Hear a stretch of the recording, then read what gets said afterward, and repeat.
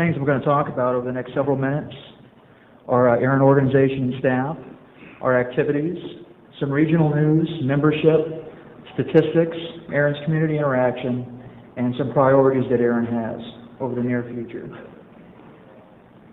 To start off with organization and staff, ARIN has 1,056 members, a board of trustees with 6 voting members, an advisory council with 15 members, a president and an executive assistant with 4 different departments. First department listed here is Registration Services Group, where we have a Registration Services Manager, 3 Senior IP Analysts, and 4 IP Analysts to process requests for address space, AS numbers, and things of the sort. We have a Member Services Group with a Membership Coordinator, a Webmaster, and a Technical Writer. An engineering group with a manager, 4 software engineers, a sysadmin and a database administrator, and an administration department with a business manager and 2 accounting assistants, for a total of 23 staff members at ARIN. Here is a map of ARIN's region and the other current regions. I just wanted to show you this map to point out that ARIN is here in green, and there are 2 forming regional internet registries that may start up operations over the next year. One of those regional internet registries would be called LACNIC, and everything starting with Mexico South would be in LACNIC's region, so ARIN would no longer have that territory in our region. And also, AFRINIC will be starting up, and everything in green there in the continent of Africa will no longer be under ARIN's region. ARIN activities, of course, we register IPv4 address space and IPv6 address space, AS numbers. We run a registration call center. We manage reverse delegation for the allocations that we've made. We do database maintenance for the records in our database, have a routing registry, and we hold twice-a-year public policy member meetings. Some regional news about our most recent public policy meeting in April of this year is that we revised our fees for registration upgrades. Currently we have 4 registration levels for ISP organizations, small, medium, large, and extra large, that I'm sure most of you are familiar with. It's been so in the past that an organization in the middle of an anniversary year that moved from one size category to the next, say from a small to a medium, would need to pay the difference in registration fees before they could receive their IP numbers that they were approved for. We've done away with that, and now the only time that you need to pay registration fees is once a year during your anniversary date. And if you receive an allocation mid-year that moves you from one registration level to the next, we don't make you wait for your accounting department to actually make that payment for you to receive your numbers. We make the allocation right away. We also increased our maximum allocation size from a /14 to a /13. There were many organizations within our region that were utilizing more than a /14 in a 3-month time frame, so that we could still make allocations based on their 3-month needs. We increased the maximum allocation size to a /13. We also made some changes to the information that we require on SWIP templates. There are a lot of organizations providing DSL services to residential customers nowadays, where perhaps a /29 or shorter prefix may be required, or for other services like ISDN or the sort. And there were some concerns about privacy issues, where an individual's home postal address would be in ARIN's WHOIS database. We've changed our policy as a result of the public policy meeting in April, so that organizations do not have to report their customers' postal address information in our database. That's for their residential customers. And you can find more information out about that at the URL listed here in red, where our minutes are located from the last meeting. Also, we talked about ARIN training. I think that issue was first brought up at the last NANOG. Someone made comment that they would like to see ARIN get more involved in training. So we talked about that at the last public policy meeting. And you can also read about that in the minutes, but some of the things that we talked about were ARIN offering training to the community. Say an ISP consortium in a state or a group of ISPs in a state wanted ARIN to come on site to do some training. We may do that in the future. We ask people to send in requests when they actually do want some sort of training about the registry process. And to date, since the April meeting, I don't think we've received any yet. April meeting minutes again, or let's see here. ARIN membership, like I said before, we currently have 1,056 members. 86% of those members are in the United States of America, 9% are in Canada, 1% are in Southern Africa, 3% in Latin America region, and 1% is listed as other. Now this 1,056 membership, there are two different types of members for ARIN. We have subscribers. Those are organizations that have subscriptions with ARIN. They receive address space from ARIN. And then we also leave our membership open to organizations that do not qualify to receive address space from ARIN but wish to be members, and we allow them to do that as well. So that 1% other consists of mostly European organizations. Okay, now some statistics. AS numbers issued. I've included here all of the numbers for 1999 and all the way through May of 2000. You can see that there is a steady increase in the number of AS numbers that we're issuing on a monthly basis. If you look at last year's total of 1,685, and then you look at the total of 1,145 through May, we're trending to almost double in half a year what we did the full year last year. ISP requests for IPv4 address space has also increased over the years. In 1998, we received 900 total requests from ISPs for IPv4 address space.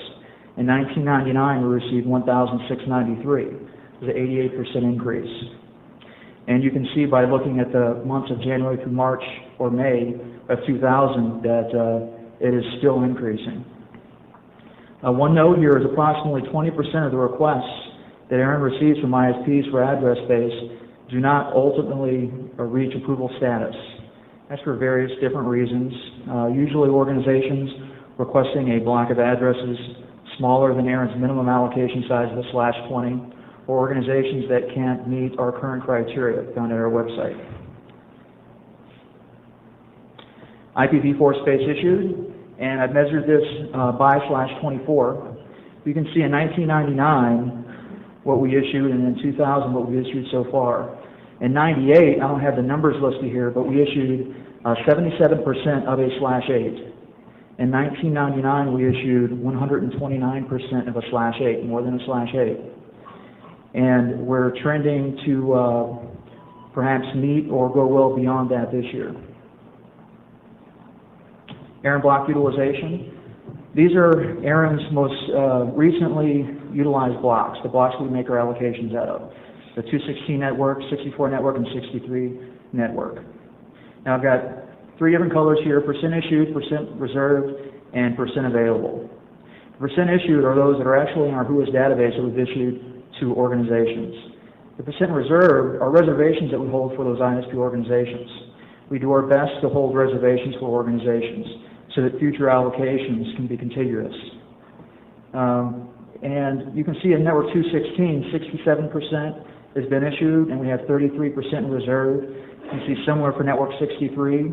And in network 64, our most recently allocated block from the INA, we have 25% of that remaining. One note about the reservations that we make. We like to make reservations based on what we feel an organization's one-year needs would be. If we make a reservation for an organization and after 1 year they do not come back and justify that additional address space, we remove that reservation and we allocate that address space to other organizations to meet their needs. Talked a little bit earlier about the registration call center that we have at ARIN. We receive quite a few phone calls each week.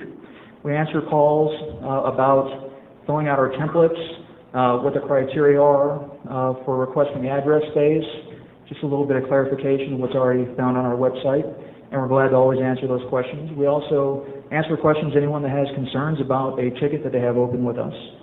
In 1998, we had just over 9,000 calls, and we had a 74% increase in 99 to above 15,000 calls.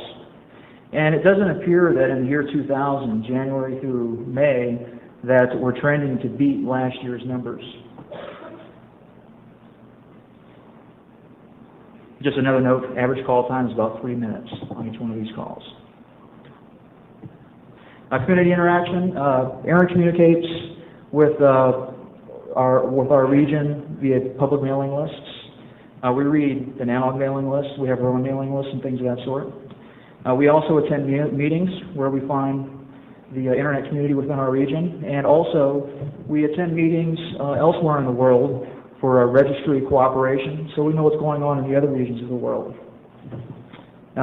We have the ARIN Public Policy member meetings twice a year, where you go to NANOG IETF. We attend the RIPE meetings, APNIC meetings in Apricot. Most recently, there was a AFNOG and APRNIC meeting. We attended that. And in the future, when there are LACNIC meetings, I'm sure we'll attend those as well. And also ICANN and ICANN ASO related meetings.